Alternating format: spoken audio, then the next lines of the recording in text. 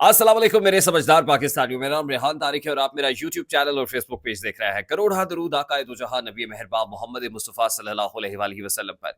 इस दुआ और इस उम्मीद के साथ इस व्लॉग का आगाज करते हैं कि अल्लाह रब्बुल इज्जत इस मुल्क के फैसला साजों के दिलों में समझदार पाकिस्तानियों के लिए नरमी पैदा कर दे।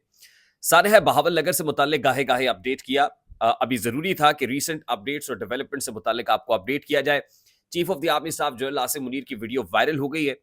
Chief of the army staff का बाज़ाब्ता बाकायदा रद्द-ए-अमल सामने आ चुका है। आईएसपीआर यानी पाक फौज के शोबा ताल्लुकात आमा ने भी अपना मौक़िफ़ वाज़ेह कर दिया है और पंजाब पुलिस के सरबराह आईजी पंजाब डॉक्टर उस्मान अनवर ने भी अपना मौक़िफ़ दे दिया है। तमाम द डिटेल्स आज के इस व्लॉग का हिस्सा होंगी, लेकिन उससे अहम बात यह है कि आज अपोजिशन की 6 जमातों ने तहरीक तहफ़्फ़ुज़ आइन का आगाज़ कर दिया है और उसका सरबराह महमूद खान अचकज़ई को मुकर्रर किया गया है। पशीन जलसे में बहुत ही सख्त लहजा अपनाया गया है, पाक फौज को ललकारा गया है, जर्नैलों से मुताल्लिक बात की गई है। आज महमूद खान अचकज़ई के खिताब का लुब-ए-लुबाब भी आपके सामने रख देते हैं। ऑपोजिशन की 6 जमातों की तहरीक तहफ़्फ़ुज़ आइन के इस इनिशिएटिव पर आज उमर अयूब साहब ने भी बात की। ऑपोजिशन की 6 जमातों के जो कायदीन हैं, वो इस प्रेस कॉन्फ्रेंस के अंदर मौजूद थे, जहां उमर अयूब भी नजर आए, जहां महमूद खान अचकज़ई भी दिखाई दिए, जहां अख्तर जान मेंगल भी दिखाई दिए। बहुत से ऐसे लोग हैं जो पीडीएम का हिस्सा भी थे और आज वो तहरीक तहफ़्फ़ुज़ आइन का हिस्सा हो गए हैं। जैसा कि हमने आपको बताया था कि ईद के बाद खासी गर्मा गर्म सियासत का आगाज होने जा रहा है, तो अहम बात तो ये भी है कि इस ऑपोजिशन की तहरीक में किसी हद तक हिस्सा बकदरे जुस्सा मियाँ मोहम्मद नवाज शरीफ भी डालने जा रहे हैं। अब आप ये सोचेंगे कि मियाँ नवाज शरीफ साहब के अपने भाई वजीर आजम पाकिस्तान है, तो शायद आपको याद होगा कि मैंने आपको पहले ही बता दिया था कि मियाँ मोहम्मद नवाज शरीफ ऑपोजिशन की सियासत करने जा रहे हैं और ईद के बाद पाकिस्तान मुस्लिम लीग नून के कायद अपना जो सियासी रुख है या सियासी किबला है वो भी मुतय्यन करेंगे। और इस हवाले से हमने राना सनाउल्लाह खान साहब का एक इंटरव्यू किया था और उसमें खासी हद तक इस बात का इशारा, यानी हमारी उस खबर की तायद और तौसीक हो गई थी कि मियाँ मोहम्मद नवाज शरीफ कुछ बड़ा करने जा रहे हैं और इस हवाले से जलसा भी हो सकता है, प्रेस कॉन्फ्रेंस भी हो सकती है और कौम से खिताब भी हो सकता है। एक अहम दावा मियाँ मोहम्मद नवाज शरीफ से मिलने वाले सीनियर सहाफ़ी ने किया। रायविंड में जब उनसे मुलाकात हुई तो वो क्या कह रहे हैं, खास तौर पे जजेस के मामले पर अब उनका नैरेटिव क्या होने जा रहा है, इस बारे में डिटेल्स भी आज के इस व्लॉग का हिस्सा होंगी। सबसे पहले मैं जरा महमूद खान अचकज़ई की के खिताब का लुब-ए-लुबाब आपके सामने रख दूं। वो कहते हैं कि जो जज, जर्नैल, सहाफ़ी आइन की बालादस्ती पर यकीन नहीं रखता, मुर्दाबाद। फिर वो कहते हैं कि 9 मई को कौन सा आसमान गिरा। 9 मई मामले के ऊपर भी उन्होंने बात की है और ये कहा है कि 9 मई वाक़े पे ऐसा क्या हो गया कि जिसको फ़ौज के ऊपर जो है वो हमले के मुतरादिफ गर्दाना गया। और वो कहते हैं कि पार्लियामान में मौजूद जमातों को एक करारदाद के ज़रिए से इमरान खान साहब और 9 मई के जो पाकिस्तान तहरीक इंसाफ के कैदी हैं, उनकी रिहाई को मुमकिन बनाना चाहिए।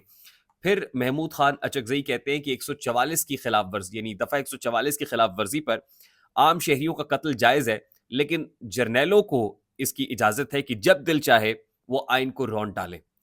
फिर वो कहते हैं कि किसी भी पागल जर्नैल को इस खित्ते में मुसल्लत नहीं होने देंगे।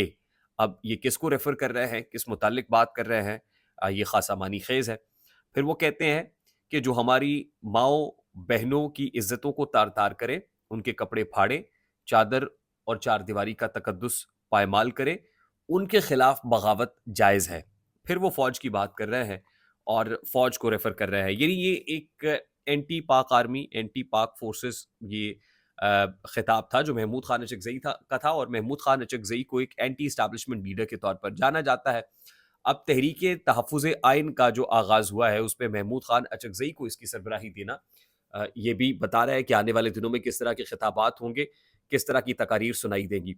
आज ही शेर अफजल मरवत ने भी इस जलसे से खिताब किया और शेर अफजल मरवत के इस जलसे के दौरान डीजल डीजल की आवाज़ें भी बुलंद हुई। मौलाना फजलुर रहमान से मुतल्लिक जो है लोगों ने पूछा कि मौलाना कहाँ हैं, तो शेर अफजल मरवत ने रोका कि भी ये डीजल डीजल के नारे लगाए, हमारी उनसे बात चल रही है। यानी किसी स्टेज के ऊपर मौलाना फजलुर रहमान भी इस तहरीक का हिस्सा बन सकते हैं। और मैं तो इससे आगे की बात करता हूँ कि मियाँ मोहम्मद नवाज शरीफ भी किसी स्टेज के ऊपर इस तहरीक का हिस्सा बन सकते हैं और मियाँ मोहम्मद नवाज शरीफ और मौलाना Fazlur Rahman both of the leaders will be on the same page. ये बड़ी इंपॉर्टेंट बात है। और जो सहाफ़ी ख़ास तौर पे रायविंड में मियाँ मोहम्मद नवाज शरीफ से मुलाकात करके आए हैं, वो ये कहते हैं कि नवाज शरीफ साहब ने फैसला कर लिया है कि 6 जजेस के ख़त लिखने के मामले पर वो फ़रीक बनने जा रहे हैं। यानी 6 जजेस ने जो ख़त लिखा और उसमें बताया कि کچھ ادارے مداخلت کر رہے ہیں, انٹیمیڈیشن ہو رہی ہے, میڈلنگ ہو رہی ہے. تو میاں محمد نواز شریف کا موقف بھی یہی ہے کہ جوڈیشری میں مداخلت کی جاتی ہے, اور اس وقت بھی مداخلت کی گئی کہ جس وقت میاں محمد نواز شریف کو پاناما کیس کے اندر ڈسکوالیفائی کیا گیا, اور ڈسکوالیفائی کر کے ایک وقت کے وزیر اعظم کو گھر بھیجا گیا. تو وہ چاہتے ہیں کہ اب خط جب منظر عام پر آ گیا ہے تو فریق بن کے ذرا اس معاملے کو بھی انویسٹیگیٹ کیا جائے. تو میاں نواز شریف صاحب نے اس خط کے معاملے کو اٹھانے کا, اجاگر کرنے کا, اور اس خط کے معاملے پر ایک لائن لینے کا فیصلہ کیا ہے. اور واقفان حال یہ بتا رہے ہیں کہ اس متعلق اب میاں محمد نواز شریف صاحب پولیٹیکلی ایکٹیو ہونے جا رہے ہیں. وہ باقاعدہ طور پر سیاست میں اپنے کارکنان کو موبلائز بھی کریں گے, ایک تحریک کی شکل بھی دے سکتے ہیں, ایک نیریٹو بنائیں گے. وہ نیریٹو اینٹی جوڈیشری نیریٹو, یعنی اس خط کو استعمال کرتے ہوئے وہ اپنے پرانے بیانیے کے اوپر جانے کی کوشش کریں گے, اور ہو سکتا ہے کہ وہ اس تحریک کو لندن جا کر بھی استوار کریں. خیر, اب ظاہر ہے میاں صاحب یہ سمجھتے ہیں کہ ان کے پاس ایک اچھا نیریٹو تھا اور وہ نیریٹو کہیں کھوسا گیا ہے.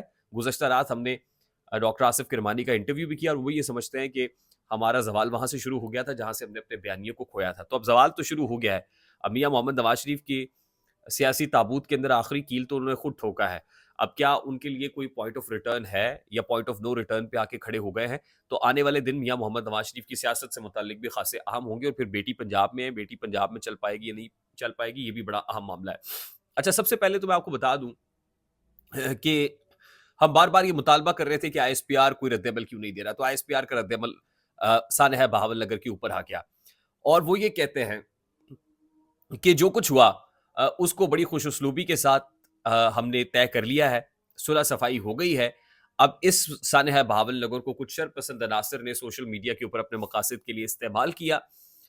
یہ بڑی بھونڈی حرکت تھی, اس کو آئی ایس پی آر نے کنڈیم کیا ہے, اور وہ کہتے ہیں کہ اس حوالے سے ایک جوائنٹ انویسٹیگیشن ٹیم بنا دی گئی ہے, ایک تحقیقاتی کمیٹی بنا دی گئی ہے, اور اس سارے معاملے کی چھان پٹک کی جائے گی.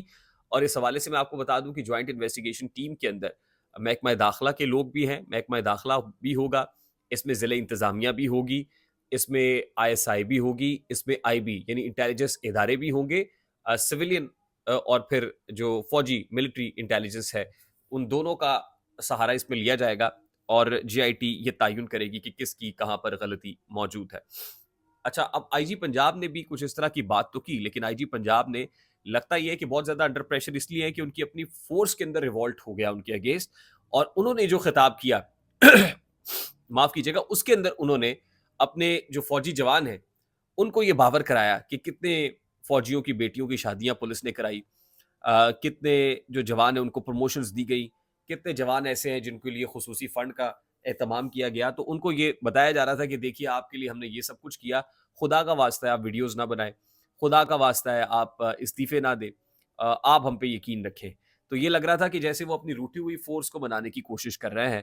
تو آئی جی پنجاب کا تو جو بیان ہے وہ خاصا ہومیوپیتھک سٹیٹمنٹ تھا, اور یہ لگ رہا تھا کہ جیسے خاصے بیک فٹ کے اوپر ہے اور اپنی ہی روٹی ہوئی فورس کو بنانے کی کوشش کر رہے ہیں. اور پھر کیوں نہ ہو, کیونکہ ویڈیوز ہی ایسی آ رہی ہیں پولیس کے جوانوں کی جو خاصی خطرناک بھی ہیں. پھر chief of the army staff general Asif Munir نے کے پی پولیس سے خطاب کیا, اور کے پی پولیس سے خطاب کرتے ہوئے انہوں نے قرآنی آیات کا حوالہ دیا اور بتایا کہ کس طرح پولیس اور جو پاک فوج ہیں وہ اکٹھے کھڑے ہوئے ہیں, سیم پیج کے اوپر ہیں دشمنان وطن کے خلاف. اور پھر قرآنی آیات پڑھ کر اور موقع پر موجود مولوی صاحب سے اس کی توثیق کرا کے جو فورس ہے اس کا مورال بلند کرنے کی کوشش کی. اس موقع کے اوپر ظاہر کے پی پولیس سے خطاب ہو رہا تھا, لیکن میسج پنجاب پولیس کے لیے بھی تھا, اور وہ میسج یہی تھا کہ جو پولیس فورس ہے وہ بھی کسی سے کم نہیں ہے, بلکہ پاک فوج اور پولیس جو ہے مل کر جو ہے وہ فرنٹ لائن کا رول پلے کر رہے ہیں, فرنٹ لائنرز ہیں. اور پھر پنجاب پولیس فورس کے لیے اور پاک فوج کے لیے, دونوں کے لیے انہوں نے نعرے بلند کیے, اور پاکستان کے لیے نعرے بلند کیے گئے. تو اس کا مطلب یہ ہے کہ سانحہ بہاول نگر جو ہوا, اس کا مطلب یہ کہ فورسز نے یا اداروں نے اس کی تپش تو محسوس کی ہے اور انہیں جواب دینا پڑا ہے. آئی ہوپ کہ جو جوائنٹ انویسٹیگیشن ٹیم بنائی گئی ہے یہ جی آئی ٹی جو ہے وہ واقعی جو ضابطے کی کارروائی ہے مکمل کر کے ٹرانسپیرنٹ انداز میں پبلک ڈومین میں بھی رکھیں گے, اور جو ابہام لوگوں کے اندر پایا جاتا ہے اس ابہام کو دور بھی کر لیا جائے گا. آئی ہوپ میری بات آپ تک پہنچی ہوگی, اگر پہنچے تو ویڈیو کو لائک اور شیئر کرنا مت بھولیے گا. چینل پہ نئے ہیں تو چینل کو سبسکرائب کر دیجیے گا, بیل آئیکن ضرور دبائیے گا. مجھے ریحان طارق کو اجازت دیجیے, اپنا بہت سارا خیال رکھیے گا. السلام علیکم.